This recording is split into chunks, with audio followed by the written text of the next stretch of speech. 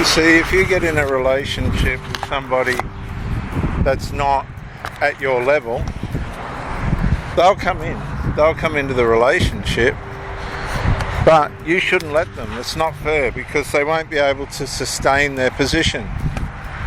They won't be strong enough. So you have to be aware not to be greedy, not to ask for too much. I've had people come into my life and they've said to me, look, I don't think I'll be able to.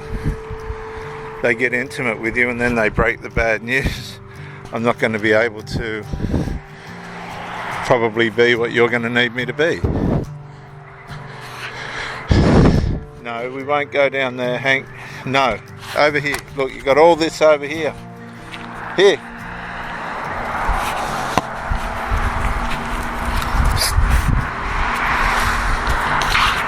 And I didn't listen. I didn't have the sense to listen. So that's on me, that's my fault. When people tell you that they're not worthy or they're not going to be able, then it's your responsibility to listen, to heed their warning. If you don't heed their warning, it's on you. You didn't listen to what they were saying. So that's on you. People will warn you. And that's part of how they test you. They test whether you're going to put up with their inadequacies or not.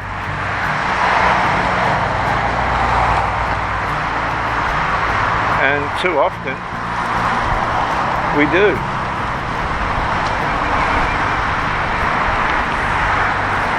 Too often we try and put up with the inadequacies only to we let that person down because we told them that we'd be able to do it, and we can't. I've done this.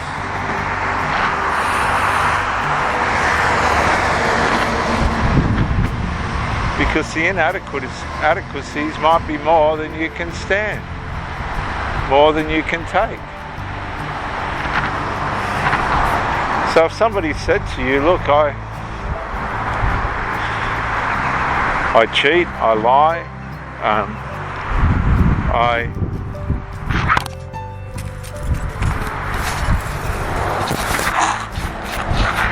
won't be able to maintain and sustain it, even if they've got a track record of a 5, 10, 15, 20 year marriage. They're telling you, they're warning you, they're over it, they're past it.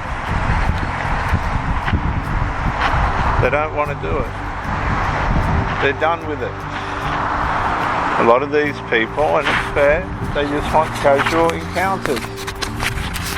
But that doesn't mean you have to be a part of that by any stretch of the imagination. You don't have to be a part of that.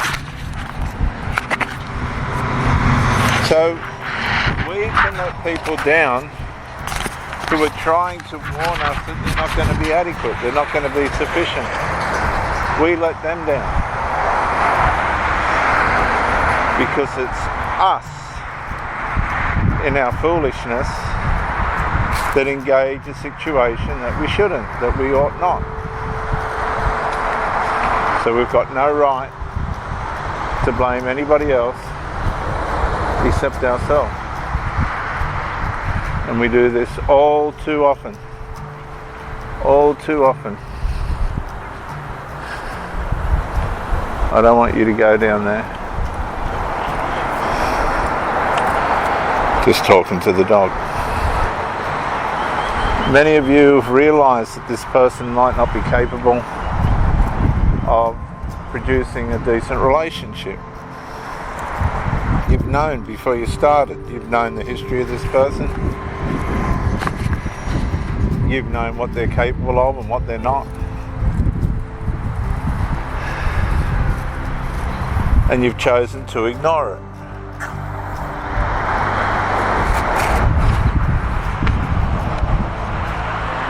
And by doing that, you've ended up in a situation that's not what you've been able to handle. I know, because I've done it myself. So the next thing, you've got this person that's been convinced that you're actually going to be able to cope. Alright, they're convinced that you're actually going to make it. This person's going to make it with me. Only to find out that you're not, that you can't, that you're unable to.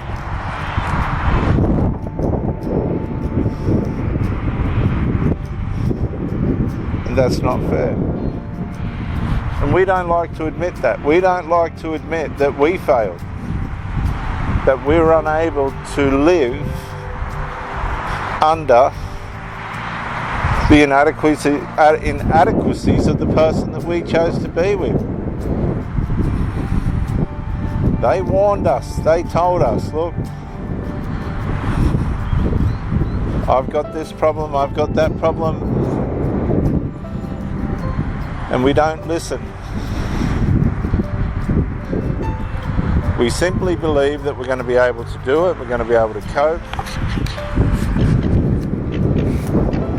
only to find out and realise, to our own disappointment, shame and guilt, that we, in our way, have let that person down. And we wonder why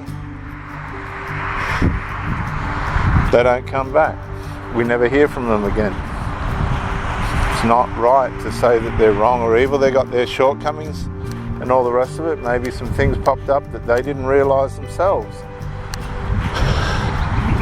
Things occur in relationships out of the ingredients of who they are and who we are. Things just occur that we can't predict. We can only turn up and try and be our best and do our best. That's all we can do.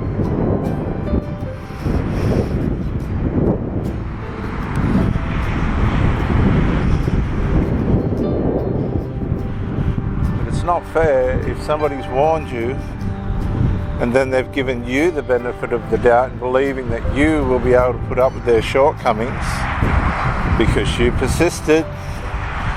Your faithfulness, loyalty, devotion, kindness and commitment convinced you that you'd be able to do it.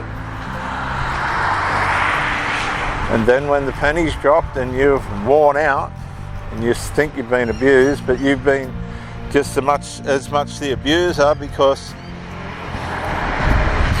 you entertained the situation yourself. You were partisan in the initiation and continuation of the relationship. It's really not fair just to blame the other person because you knew, they gave you the signs that this was probably not going to work. Lust has a way of deceiving us, cheating us, and causing us to make schemes. We make our own schemes, alright? And then we blame everybody else for being the problem, but it was partly our scheme. Here, Hank.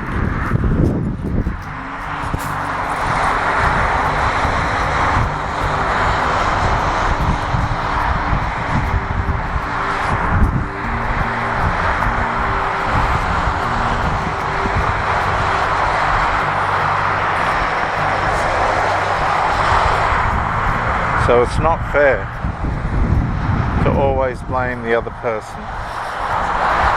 It's not fair to do that. We have to be aware of our limitations when we meet somebody. When somebody turns and looks you in the eye and says, look, I'm just not going to be able to do this, or I'm too irresponsible, or this situation isn't for me. And then we press on and they follow on. And then finally they believe in us and, hey, here. They believe in us and give us a go. And it's something that we know we ain't going to be able to achieve in. That's wicked as well.